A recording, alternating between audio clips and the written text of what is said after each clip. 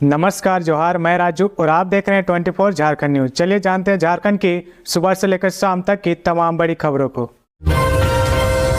जमशेदपुर समेत देश के 15 ठिकानों पर ईडी का छापा, बैंक घोटाले मामले में हो रही कार्रवाई। झारखंड के जमशेदपुर में 1393 करोड़ के बैंक घोटाले मामले में ईडी छापेमारी कर रही।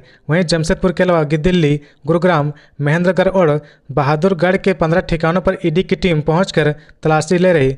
गौरतलब है कि सीबीआई ने 1392.86 करोड़ के बैंक घोटाले का पर्दाफाश किया था। जांच एजेंसी ने इस मामले में दिल्ली की कंपनी एलाइड स्ट्रिप्ट, उसके 3 डायरेक्टर, जमशेदपुर की कंपनी हाईकोर्ट इंजीनियर्स लिमिटेड सहित 9 कंपनियों के खिलाफ एफआईआर दर्ज की थी, जिसके बाद ईडी इस मामले की जांच कर रही। बैंक घोटाले में यह छापेमारी महेंद्रगढ़ के विधायक राव दान सिंह, उनके परिवार और अन्य लोगों के खिलाफ की जा रही। इस बैंक धोखाधड़ी की जांच का जिम्मा ईडी के साथ सीबीआई को भी सौंपा गया है। दरअसल विधायक राव दान सिंह और उनके परिवार से जुड़ी मेसर्स ओलाइड स्ट्रिप्स लिमिटेड नामक कंपनी के माध्यम से 1393 करोड़ रुपए का लोन लिया गया था, जिसे कभी वापस नहीं लौटाया गया।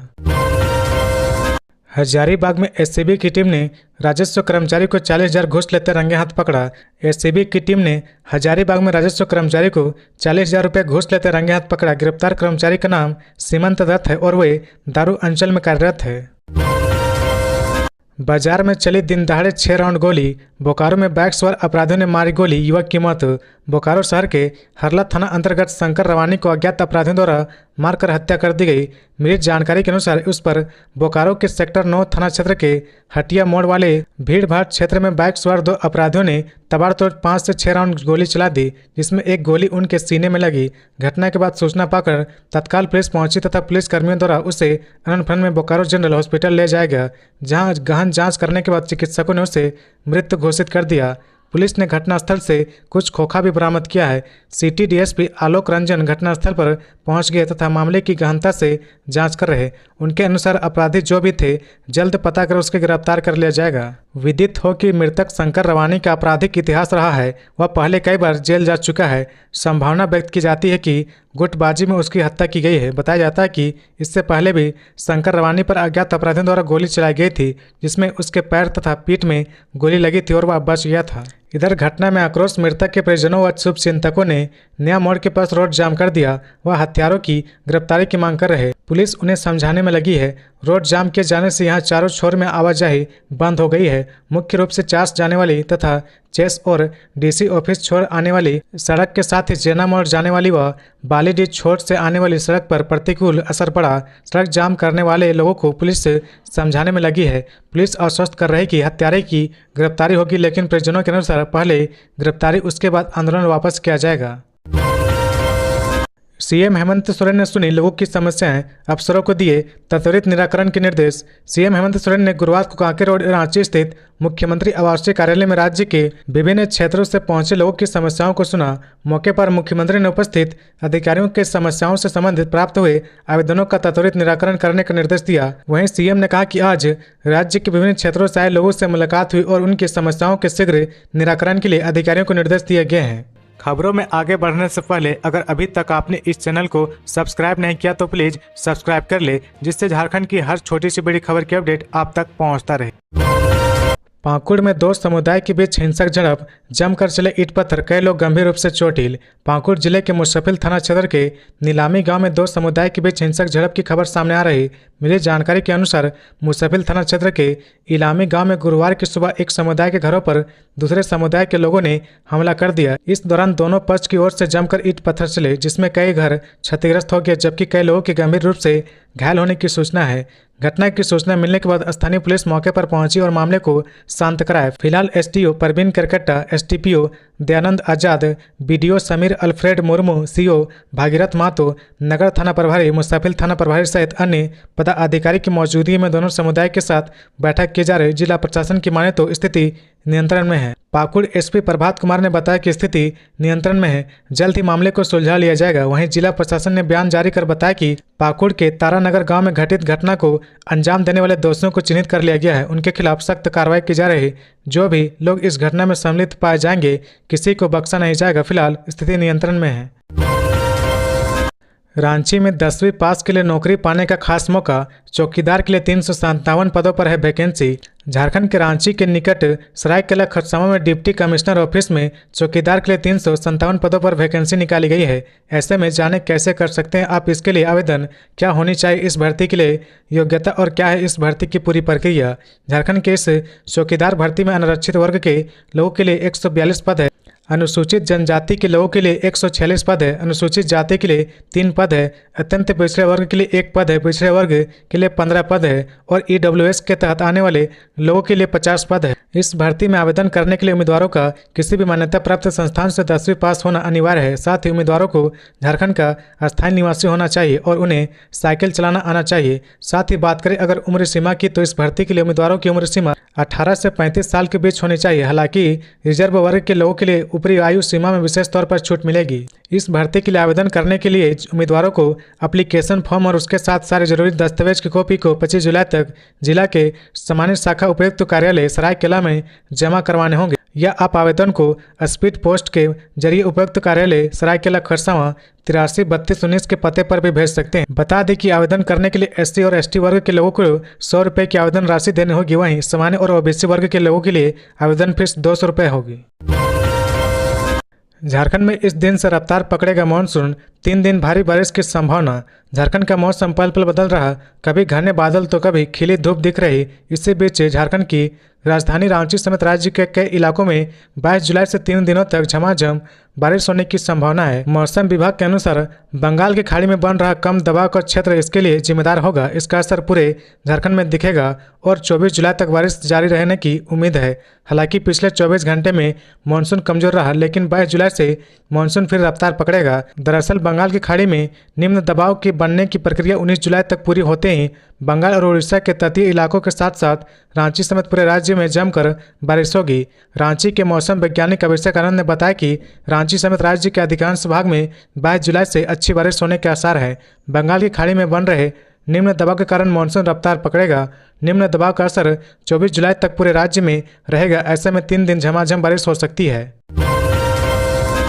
झारखंड हाईकोर्ट के एक्टिंग चीफ जस्टिस बने सुजीत नारायण प्रसाद, अधिसूचना जारी। झारखंड हाईकोर्ट के सीनियर जज जस्टिस सुजीत नारायण प्रसाद को एक्टिंग चीफ जस्टिस नियुक्त किया गया है। इससे संबंधित अधिसूचना केंद्रीय कानून मंत्रालय ने जारी कर दी है। दरअसल हाईकोर्ट के चीफ जस्टिस विद्युत रंजन सारणकी 20 जुलाई को रिटायर हो रहे। शुक्रवार को उनका अंतिम कार्य दिवस है। जब तक नए चीफ जस्टिस की घोषणा नहीं हो जाती तब तक अदालत के सबसे सीनियर जज सुजीत नारायण प्रसाद कार्यभार संभालेंगे।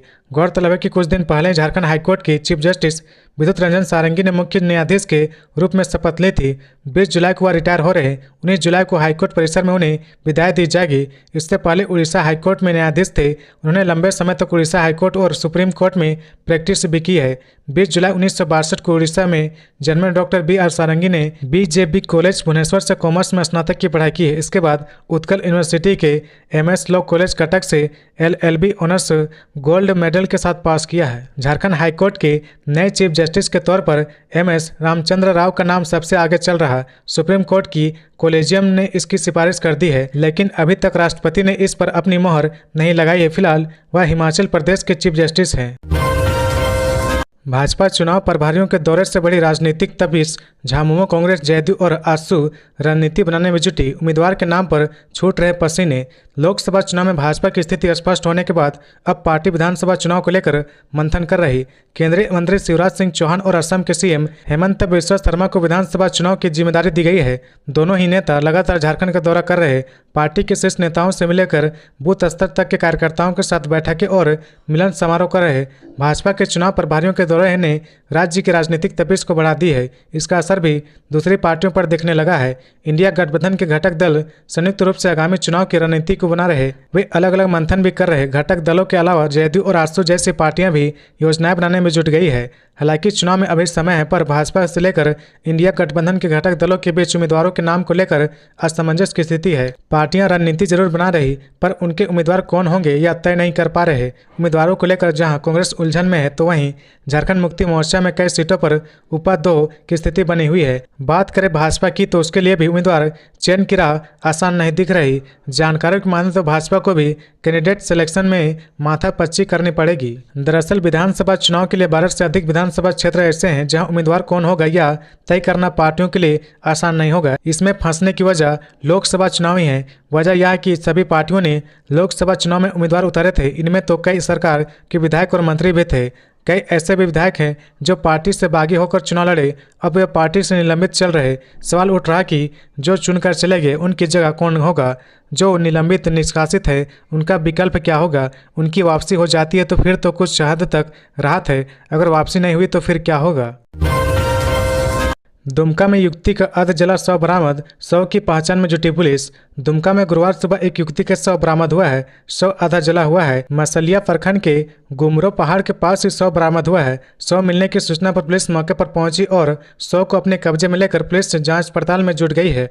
प्रशिक्षु डीएसपी आकाश भारद्वाज ग्रामीणों से बातचीत कर मामले की छानबीन कर रहे।